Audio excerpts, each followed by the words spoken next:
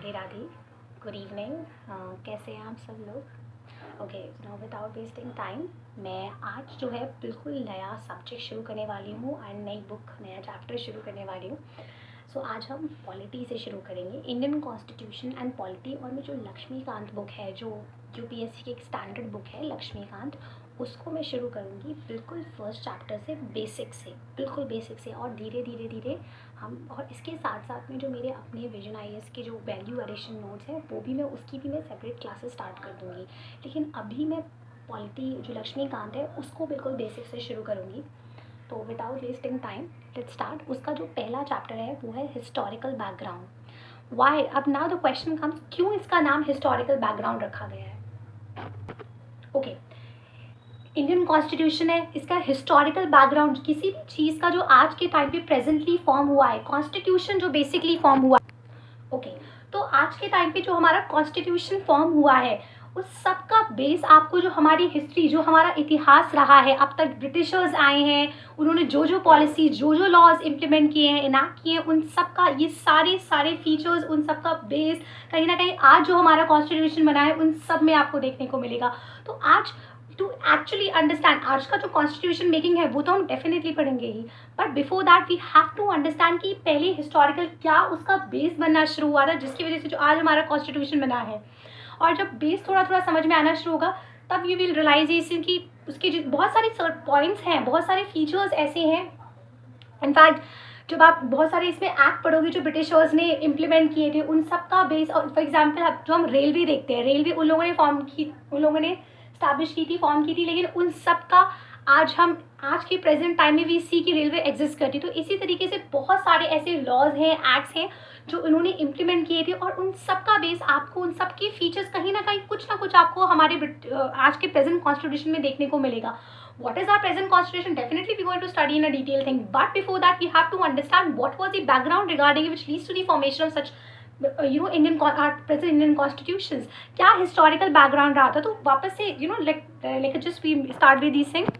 Start करेंगे। there are certain feature of our Indian constitution and polity which have their roots in a British rule. उन सब के roots आपको Britishers जो rule करके गए उन सब में आपको थोड़े थोड़े रूट्स मिलेंगे। there are certain events in a British rules, कुछ ऐसे events, कुछ ऐसी जितने भी इंसिडेंट हुए हैं, इवेंट्स हुए हैं, जिसकी वजह से it laid down the framework, एक पूरा सिस्टम बनाती है कि आज के टाइम पे जो हमारी गवर्नमेंट फंक्शन करती है, जिस तरह से एडमिनिस्ट्रेशन चलता है, in fact civil service, all of these thing, जितनी भी चीज़ें आप पढ़ेंगी, how council of minister, president, prime minister, तो बस टर्म्स थोड़े बहुत चेंज हो जाएंगे, अदरवाइज सिस्टम जो उसका फ्रेमवर्क है, जो एडमिनिस्ट्रेशन सिस्टम है, जो फंक्शनिंग है गवर्नमेंट की, ऑल ऑफ दीज थिंग, उन सब का बेस कहीं ना कहीं हमको ब्रिटिशर्स हमारे हिस्टोरिकल बैकग्राउंड में देखने को मिलेगा।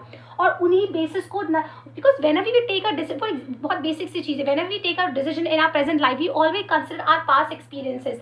हमेशा हम पास्ट एक्सपीरियंस लेते हैं and then we make a decision making हम प्रेजेंट में करते हैं। इन द सेम वे जब कॉन्स्टिट्यूशनल मेकर्स, जब सारे जितने भी प्रोमिनेंट कॉन्स्टिट्यूशनल मेकर्स थे, सब लोग बैठ के जो वो कॉन्स्टिट्यूशन बना रहे थे, when they were discussing about these things, they were considering all those previous events, वो सारी चीज़ें जो हुई थी उन सबको कंसिडर कर रहे थे। तब उन्होंने बोला कि these are the points which we need to consider. तब उन्होंने एक कॉन्स्टिट्यूशन हमारा फ्रेम हुआ। ठीक है, so let's start from very beginning की how the Britishers they came into in India 1600 में आए थे, और ब्रिटिशर्स ट्रेडिंग के लिए ही आए थे, राइट। इनिशियली वो ट्रेडिंग के लिए आए थे, बट जिस तरीके से वो एक्सपैंड होते चले गए थे, उनका एक पॉलिटिकल पर्सपेक्टिव और इंक्रीज होना शुरू हुआ, then they started control these things. So but initially Britishers आए थे 1600 में एज अ ट्रेडर्स की फॉर्म में। English East India company, these thing, East India company आई थी, इनिशियली यहाँ से आई थी, ईस्ट इंडिया कंपनी के फॉर्म में आई थी। और उस टाइम पर चार्टर किसके, EIC with have exclusive right of trading. और पहले उनकी जो इंग्लैंड में क्वीन एलिजाबेथ, उनके वहाँ से charter which means like a law, permission, you can say फरमान, चार्टर इज लाइक अ फरमान, तो वो लेके आए थे फरमान। वहाँ से क्वीन एलिजाबेथ ने उनको अलाउ किया था कि मैं आपको फरमान दे रही हूँ, आई एम अलाउंग यू, मैं आपको लाइसेंस दे रही हूँ कि आप जाके इंडिया में ट्रेडिंग स्टार्ट करें। तो 1600 में So Britishers they came into India in 1600 as traders की तरह आए थे in English India Company would have exclusive right of trading, right। सिर्फ इसके पास हक था by the Queen Elizabeth under the charter which was given by the Queen Elizabeth first ने दिया था। ठीक है, उसके बाद मैं समरी बताने की कोशिश कर रही हूँ कि कैसे what are the things which have happened and in detailing आगे हम अभी पढ़ेंगे। उसके बाद 1600 हुआ, 1765 में अब तक यहाँ पे सिर्फ उनका ट्रेडिंग फंक्शन चल रहा है, they only have a trading function. लेकिन जैसे ही वहाँ पे यू नो दीस अभी मैं when we do that, और इसके लिए इसीलिए मैं साथ साथ हिस्ट्री का पैटर्न भी चला रही हूँ, इसीलिए मैं मॉडर्न हिस्ट्री चला रही हूँ, बिकॉज एक्चुअली पॉलिटी समझने के लिए आपको हिस्ट्री का भी, बिकॉज एवरीथिंग इज लिंकेज ना, हर चीज़ डॉट कनेक्टेड है सब में, क्योंकि जब मैं 65 इसीलिए मैं साथ में मॉडर्न हिस्ट्री भी इंक्लूड कर रही हूँ, बिकॉज ये यू नो कौन से 1765 क्या हुआ, कौन से इंसिडेंट होने के लिए पता होना चाहिए ना कि बैकग्राउंड की स्टोरी भी क्या रही, उसकी हिस्ट्री क्या रही है। इसीलिए 1600 में ट्रेडिंग आई, 1765 में, इससे पहले एक बैटल हुई थी 1764 में, बैटल ऑफ बक्सर, ठीक है, battle of Buxar. And those who don't know 64 में कौन हमारे मुगल एम्पायर थे, मैंने इसीलिए वो क्लास स्टार्ट कर दी है मॉडर्न हिस्ट्री की, उसमें all the later Mughal emperors हैं। Shah Alam second 1764, please read that thing, ठीक है। सो 1764 में उस टाइम पर शाह आलम सेकेंड, 1764 में बैटल ऑफ बक्सर हुई थी। बैटल ऑफ बक्सर जब हुई तो उससे 1765 में उसमें ब्रिटिशर्स ने, इंग्लिश ईस्ट इंडिया कंपनी ने, चाहे मैं ब्रिटिशर्स बोलूँ English East India company, ultimately है तो सब एक ही ना, but later on you will realize कि how they will play with our minds, किस तरीके से वो चीज़ें से यू नो, और Britishers they will play with our minds, कि वो कहेंगे नहीं नहीं EIC नहीं, अब हम कंट्रोल करेंगे, ब्रिटिश क्राउन करेंगे, ब्रिटिश क्राउन बोलेगी नहीं हमने, तो they will just change the designation, लेकिन अल्टीमेटली कंट्रोल तो उनका हमारे ऊपर रहेगा ही ना। तो देख लेटर ऑन जब हम पढ़ेंगे आगे तो हमें पता चलेगा कि वो how they will play with our minds, किस तरीके से। हम सबको वो चीज़ पता थी कि they are playing with us, but we are not able to, we know these thing but we are unable to do anything. Okay, let's come into the topic, we are diverting from it. Okay, 1765, ठीक है। 1764 में battle of Buxar हुई, यहाँ पे मैं short में लिख देती हूँ, यहाँ पे बक्सर जैसे बैटल ऑफ बक्सर हुई, उसमें ब्रिटिशर्स जीत गए। बिकॉज ऑफ दैट विक्ट्री 1765 में दीवानी जो है ब्रिटिशर्स को मिल गई, जो अब तक सिर्फ ट्रेडिंग का फंक्शन परफॉर्म कर रहे थे, अब उनके पास दीवानी मतलब होता है which means right over revenue and civil justice, मतलब रेवेन्यू का राइट। सबसे इंपॉर्टेंट तो यही है कि पैसे का, सिविल जस्टिस, इन सब का हक, उसका कंट्रोल भी इनके ऊपर हो गया। ट्रेडिंग का तो था ही, रेवेन्यू का भी, civil justice which means administration का, किस तरीके से पॉलिटिकल एडमिनिस्ट्रेशन इंडिया में चलेगा, उन सब का कंट्रोल उनके ऊपर आ गया। I mean they get this control. इसका मतलब क्या हुआ, नाउ जो company which till now had purely trading function, जिस कंपनी का सिर्फ ट्रेडिंग का काम था, now they had obtain the diwani, मतलब रेवेन्यू के ऊपर भी कंट्रोल आ गया, सिविल जस्टिस के ऊपर भी कंट्रोल आ गया। Diwani, remember these thing, diwani of बॉब मतलब मेरे यहाँ पे बंगाल, बिहार एंड उड़ीसा, क्योंकि उस टाइम पर Bengal, you know if you जब आप पढ़ेंगे तो आप देखेंगे बंगाल, बिहार एंड उड़ीसा, ये सब, असम, ये सब एक ही है। जो ईस्ट का वो सब पहले एक ही हुआ करता था, ये सब तो बाद में जाके डिवीजन हुए हैं, लेकिन भी पहले इनिशियली वो सारा एरिया एक ही हुआ करता था। कैलकाटा जो फॉर्मेशन हुआ, ये सब बंगाल, बिहार, उड़ीसा, असम, वो सारे ईस्ट का एरिया एक ही हुआ करता था, ठीक है। तो इसीलिए इन सब की दीवानी, मतलब इस एरिया का जितना भी रेवेन्यू, इस एरिया का जो भी, क्योंकि सबसे मेजर एरिया वो यही हुआ करता था, सिविल जस्टिस है, जो भी है, पॉलिटिकल है, एडमिनिस्ट्रेशन शीरा है, पूरा टेरिटल पार, ये this started their career as a territorial power, पूरा उन्होंने एक यू नो स्टैब्लिश किया, पूरा दीवानी कंट्रोल कर ली। तो इसका मतलब जो ट्रेडिंग के लिए सिर्फ आए थे, उनकी पॉलिटिकल एम्बिशंस, उनकी टेरिटल पावर इंक्रीज होना शुरू हुई। वहाँ से धीरे धीरे इन्होंने वॉर जीती, जितनी बैटल्स होती जाती थी वो एक कंट्रोल, एक चीज़ें, एक ज़्यादा लेते चले जाते थे, एक कंट्रोल और ज़्यादा करते चले जाते थे। तो पहले ट्रेडिंग आए, बक्सर हुई, बक्सर से दीवानी ली, दीवानी से उन्होंने पॉलिटिकल एडमिनिस्ट्रेशन कंट्रोल हमारे ऊपर कर लिया, रेवेन्यू का कंट्रोल। उसके बाद this happen and if you, इसके बीच में इन 1857, इफ़ यू रिमेंबर, सबको पता है 1857 रिवोल्ट जब हुआ, उसके बाद ब्रिटिशर्स को रियलाइज हो गया कि नो, कि नाउ अब ईस्ट इंडिया कंपनी से कुछ नहीं होने वाला है। मतलब just imagine how they are playing with our minds कि अब ईस्ट इंडिया कंपनी से कुछ नहीं होने वाला। अब जो ब्रिटिश क्राउन है, मतलब मेन जो ब्रिटिशर्स हैं, they will, because ultimately east India company थी तो ब्रिटिशर्स की थी ना, ब्रिटिशर्स की थी। हाउ डज इट मैटर कि अगर EIC कंट्रोल करे या ब्रिटिश क्राउन कंट्रोल करे, it doesn't matter, because ultimately control तो उनको हमारे ऊपर हो ही रहा है ना। तो वही सेम चीज़ है। तो उन्होंने कहा कि नहीं, जब 1857 का रिवोल्ट हुआ, जब उन्होंने देखा लोगों का एजिटेशन, लोग द पीपल रिवोल्टिंग अराउंड, तो मतलब now it is not their cup of tea. अब EIC उनको कंट्रोल, उनका एडमिनिस्ट्रेशन नहीं कर पाएगी। अब हम ये सारी पावर है of transfer of revenue, trading, everything we are going to, अब पॉलिटिकल एडमिनिस्ट्रेशन, हर चीज़ का कंट्रोल ब्रिटिश क्राउन लेगी, अब ब्रिटिश कंट्रोल करेगी। सो इन 1858 में ब्रिटिश क्राउन कहते हैं complete responsibility, they have a complete responsibility over the governance of India. पूरा गवर्नेंस अब ब्रिटिश क्राउन हमारे ऊपर करने लगी थी। And this rule continue till the India got the independence on 15 अगस्त 1947, ठीक है।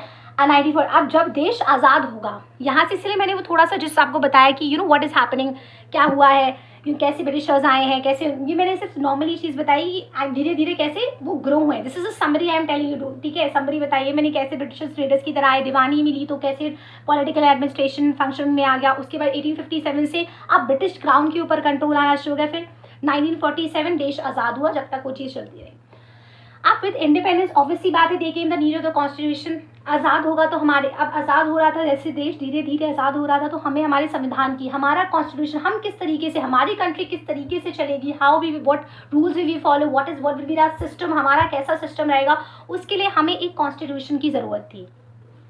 ठीक है, अब इसके लिए कॉन्स्टिट्यूशन की ज़रूरत थी। अब लोग बुलाए गए कि कैसे फॉर्म की जाएगी, तो उसके लिए कॉन्स्टिट्यूशन असेंबली फॉर्म की गई 1946 में। ठीक है, 1946 में कॉन्स्टिट्यूशन असेंबली फॉर्म की गई। ठीक है, अब उसके लिए कॉन्स्टिट्यूशन असेंबली फॉर्म की, way we make a discussion, जहाँ पे बहुत लंबा डिस्कशन चला, विच जो और डिटेल में अभी in coming chapters, in subsequent chapters we study की कैसे हमने फॉर्मेशन किया। नेक्स्ट चैप्टर ही इसका यही है। ठीक है, कॉन्स्टिट्यूशन मेकिंग में, मेकिंग ऑफ द कॉन्स्टिट्यूशन, उसमें हम पढ़ेंगे कि कैसे कॉन्स्टिट्यूशन धीरे धीरे फॉर्म होना शुरू हुआ, उसके अंदर क्या क्या है, डिटेलिंग क्या है, everything we will study in the coming chapters. ठीक है, तब हमारा कॉन्स्टिट्यूशन असेंबली फॉर्म हुई in the coming, then we form a constitution. So basically they all have, so based all these things, so various feature of our Indian constitution, they have a roots in their British rules. So all those events, they have greatly influenced our constitution and our polity. So all those events, so जितने भी events हुए हैं, जितने भी laws हुए हैं, acts हुए हैं, now we are going to study with these things, so which have been divided into two parts. तो अब पहला है कंपनी रूल, दूसरा है क्राउन रूल। ठीक है, कंपनी रूल जो है वो एक्चुअली स्टार्ट होता है फ्रॉम 17 से, दो बेसिस पे, company rule and crown rule. What is the difference in this case? Company में यहाँ पे English East India company IIC की बात करें, and since I told you 1857 में क्योंकि रिवोल्ट हुआ, नाउ इट इज नॉट अब English East India company control पूरा नहीं कर पाएगी, तो वो ट्रांसफर, सारे फंक्शन सब किस में ट्रांसफर हो गए? क्राउन, ब्रिटिश क्राउन में, अल्टीमेटली ब्रिटिशर्स करने लगी। सो इसका डिवीजन है दो पार्ट्स में। तो इन इवेंट्स को हमने दो पार्ट्स में डिवाइड किया। पहला जब हमारे ऊपर English East India company rule करती थी, दूसरा जब ब्रिटिश क्राउन रूल करती थी। So first we have a English East India company rule में mainly first event we have a regulating act of 1773, second event we have Pitts India act of 1784, charter act, four charter act pass हुए थे after every 20 years gap से, 1793, then 1813, 1833 and 1853.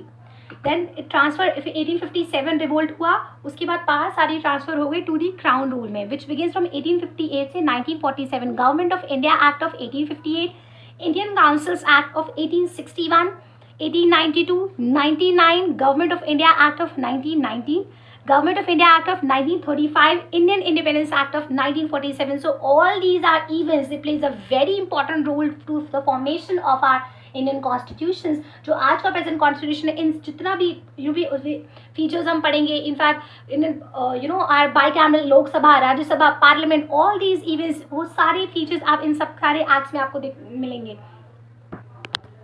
वो सारे events आपको इन सारे acts में देखने को मिलेंगे। जितने भी आप जो पार्लियामेंट के बारे में पढ़ोगे, सब्जेक्ट्स ये डिवाइडेड है, union list, state list, concurrent list, वो सारे features, everything you will study in these act, इन सारे एक्ट्स में मिलेंगे। तभी बिकॉज जो भी चीज़ें हमारे आज के कॉन्स्टिट्यूशन में फॉर्म हुई है, उन सबका बेस आपको इन सारे इवेंट्स में कहीं ना कहीं मिलेगा। Let's start with the first act in company rule, that is the regulating act of 1773. as it is clear from the term regulating, मतलब किसी चीज़ को रेगुलेट करने के लिए, ठीक करने के लिए लाया जा रहा है, क्योंकि ये पूरा कंपनी रूल के अंदर है। तो जो EIC English East India company है, उसको रेगुलेट करने के लिए जो भी उसके अफेयर्स है, जिस तरह से भी वो काम कर रही थी, उसके फंक्शन क्या थे, ट्रेडिंग फंक्शंस करना, पॉलिटिकल कमर्शियल फंक्शन से, उसको रेगुलेट करने के लिए एक्ट लाया जा रहा था, regulating act 1773। It was not in a good condition, so that is the reason ये पहला एक्ट जो है रेगुलेटिंग एक्ट 1773 लाया गया था। This act is a greatly constitutionally important because ये पहला ऐसा स्टेप था, because it was the first step which was taken by the British government to control and regulate the affairs of a East India company. ठीक है, उसको ठीक करने के लिए, कंट्रोल करने के लिए, रेगुलेट करने के लिए ब्रिटिश गवर्नमेंट ने ये अपने लिए एक पहला एक्ट पास किया, regulating act to control and regulate the affairs of East India company. Second, उसके बाद दूसरी चीज़ इसलिए इंपॉर्टेंट था क्योंकि for the very first time all these things are happening for the very first time East India company के उन्होंने क्या उसके पॉलिटिकल फंक्शंस रहेंगे, क्या उसके एडमिनिस्ट्रेटिव फंक्शंस रहेंगे इंग्लिश ईस्ट इंडिया कंपनी के। दे हैव डिसाइडेड क्या इसके ईस्ट इंडिया कंपनी अपनी पॉलिटिकल फंक्शंस कौन सी परफॉर्म करेगी, अपने एडमिनिस्ट्रेटिव फंक्शंस कौन सी परफॉर्म करेगी। तो वो चीज़ बहुत क्लियरली रिकग्नाइज बता दिए थे कि this are the function which has to, because EIC was not in a good condition while, इसीलिए ब्रिटिशर्स को ये एक्ट पास करना पड़ा था। उसके बाद देन व्हाट इट इज कि अब तक बहुत सारे तो अब तक 3 प्रेसिडेंसीज हुआ करती थी। एक थी यहाँ पे बॉम्बे, मद्रास एंड कैलकाटा, बंगाल। तो 3 प्रेसिडेंसीज थी यहाँ पे, Bombay, Madras and Bengal. So they decided कि अब अगर 3 जगह पे कंट्रोल होगा, मद्रास के पास भी अपनी पावर होगी, बॉम्बे के पास भी अपनी पावर होगी, बंगाल के पास भी अपनी पावर होगी, तो एक कोऑर्डिनेशन खराब हो जाएगा। सो दिस टाइम इस एक्ट में for the first time they decided कि एक सेंट्रल एडमिनिस्ट्रेशन रखना चाहिए। It Lay's the foundation of a central administration in India. This is important because later on हम यहाँ पे अभी सेंट्रलाइजेशन चल रहा है, लेटर ऑन जब धीरे धीरे देखेंगे कि it will this centralization it turns into the decentralization में बदलेगा, धीरे धीरे पावर जो है वो ट्रांसफर होना शुरू हो जाएगी।